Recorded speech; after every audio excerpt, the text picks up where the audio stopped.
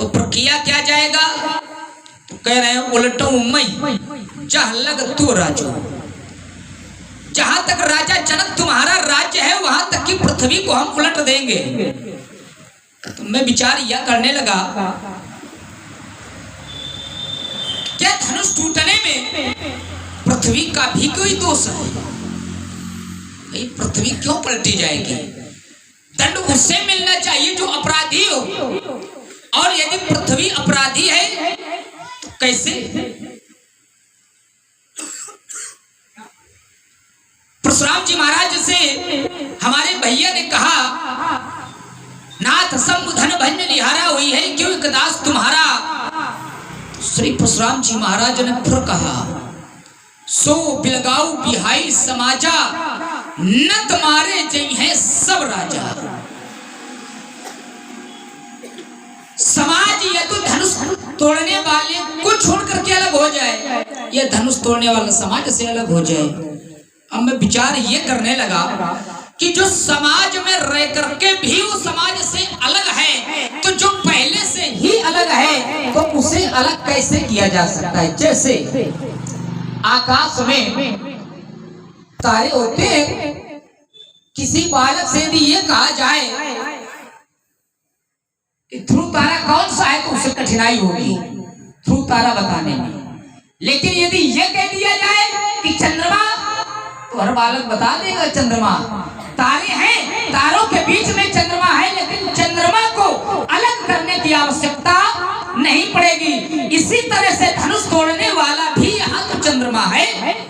अमुक रूप राकेश निहारी, धनुष तोड़ने वाला भी तो पूर्ण चंद्रमा की भांति है। तो श्री परशुराम जी महाराज जी अलग करने की बात किसे कह रही है? बात समझ में नहीं आ रही। महात्मा जी प्रणाम। आयुष्मान भाव। और सब ठीक है? जाऊँ ये क्या है? स्वीकृति है जो तुम कह रहे हो उसमें। स्वीकृत है तो जब सब ठीक है तो फिर कहिए थे पाँच कर रहे हो। लोग कह देते हैं प्राय कि सब ठीक है, लेकिन सब ठीक होता थोड़ी। अच्छा, तो मतलब प्राय कह देते हैं, तो लोगों में क्या आपकी भी गणना करना चाहिए? हाँ हाँ, हमारे समझ में इनकी गणना लोगों में नहीं होना चाहिए। चलिए, विक्रोध का कारण धनुष का टूटना, तो आज तो एक ही टूटा है। हमने एक नहीं दो नहीं बल्कि बहुत ही तो ही लड़काई पर कबो न असरिस कीनी गोसाई। जब मैंने बाल्यावस्था में एक नहीं बहुत सी तोड़ी, तब आपने ऐसा क्रोध नहीं किया। यही धर्म पर ममता के हेतु इस धनुष के प्रति क्या आपको ममता है? और यदि ममता है तो इसका हेतु क्या है, कारण क्या है, हम जानना चाहते हैं पूज्यपाद। राजकुमार लक्ष्मण,